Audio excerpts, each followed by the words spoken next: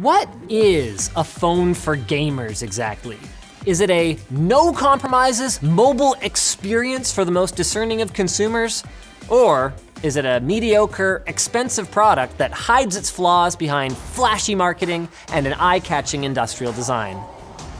Maybe, just maybe, it can be a little bit of both. Today's video is brought to you by Sennheiser. Their PXC 550 wireless headphones feature up to 30 hours of battery life, noise guard hybrid adaptive noise cancellation, and more. Learn more at the link below.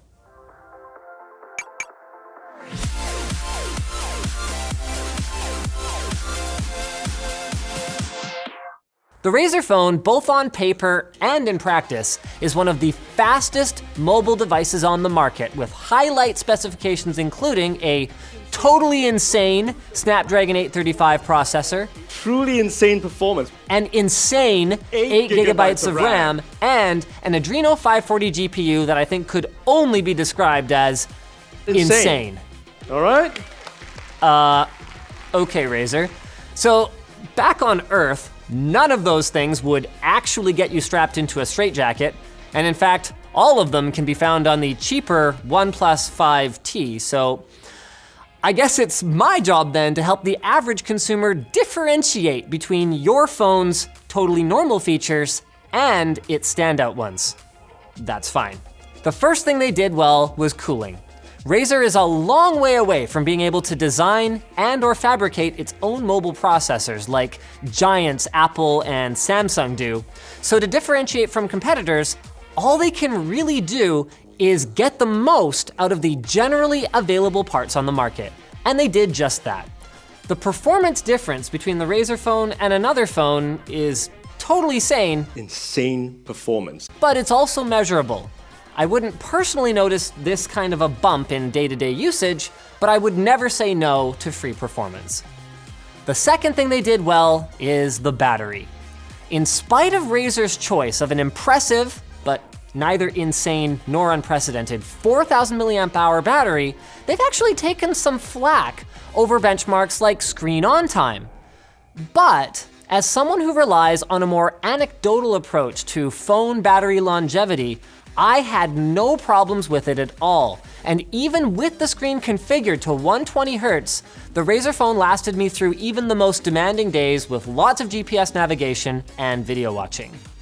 Leading us to the third thing that Razer did well, and not as well, the screen.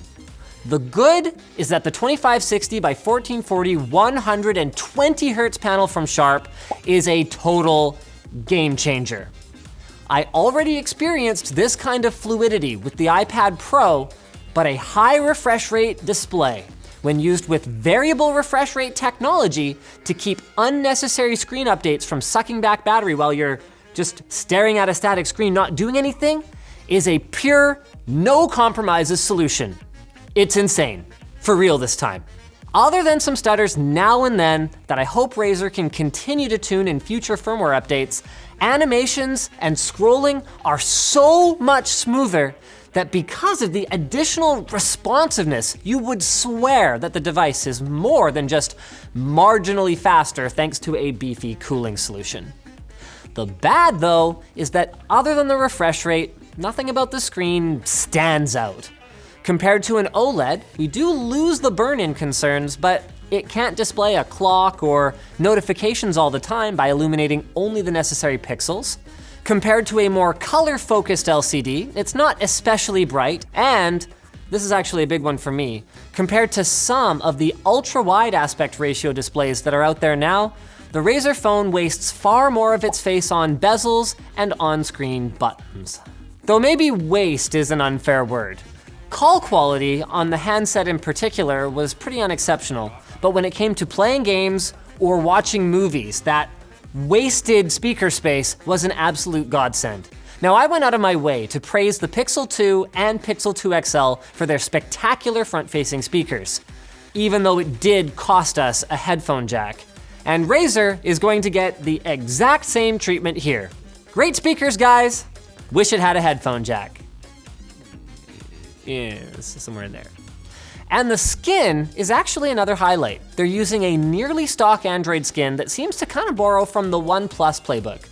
Nothing Razer added feels like bloat, and their game booster, which lets you tune performance versus battery life on a per game basis, is pretty cool. So no complaints here, other than the usual warning that comes from buying a low volume Android phone.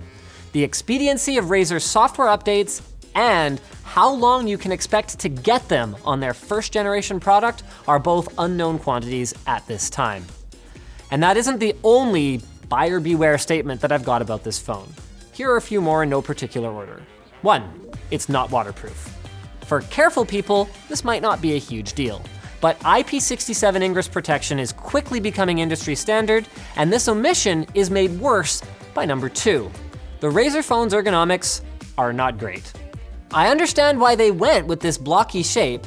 It's cheaper and it gives them much more internal space for heat pipes and batteries compared to a phone that's similar in size on paper, like the Pixel 2 XL, but curvier. But the holdability drawbacks compared to devices with a more natural hand-like shape are something that stood out to me. 3, Razer says the camera is going to improve a lot. And it might, but right now, the best thing I can say about it is that it actually is capable of capturing decent or even pretty good pictures. The worst thing I can say about it is that the camera app is best replaced with a third-party one off the Play Store, the low light performance is not very good, and that I haven't experienced shutter lag like this in years. It's just not very competitive right now. And if all I had to go on was my knowledge of Razer's long-term support of their first-gen products and how difficult the software tuning required to get even identical hardware up to par with Apple and Samsung or even OnePlus would be, I'd have to say I sincerely doubt that it will get there before work on a new Snapdragon 845 based new Razer phone starts sucking up all of Razer's dev time. Which brings us to the last buyer beware, price. When a new Razer product comes out, to its credit, the Razer phone is significantly less expensive than other top-tier flagships like the iPhone X and Galaxy Note 8. But compared to the next level down, kind of second-tier flagships like the Galaxy S8, iPhone 8, OnePlus 5T, its flaws become much harder to overlook. So bottom line then, I'm not switching to the Razer phone, but Razer has still done something insane, remarkable here that is especially remarkable given that this is their first attempt. They've managed to create an identity for this product line that gets me pretty excited for where they're gonna take it in the future. It might not be great at everything, but it's the best at something. Butter smooth gaming. And that is a lot more than most Me Too phone manufacturers can say.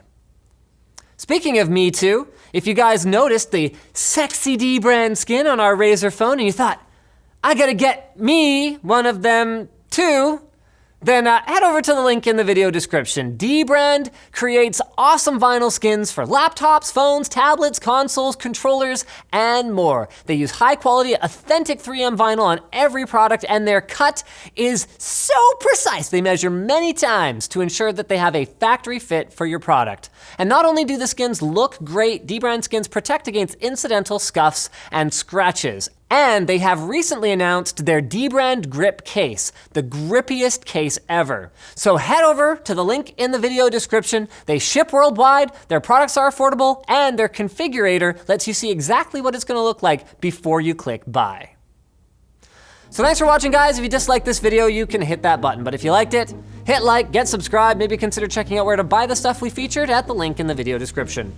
Also down there is our merch store, which has cool shirts like this one, and our community forum, which you should totally join. we spent an insane amount of money. But it's insane. Insane performance. All right? It's got truly insane performance. Insane. Isn't that insane? Just insane. Insane. That insane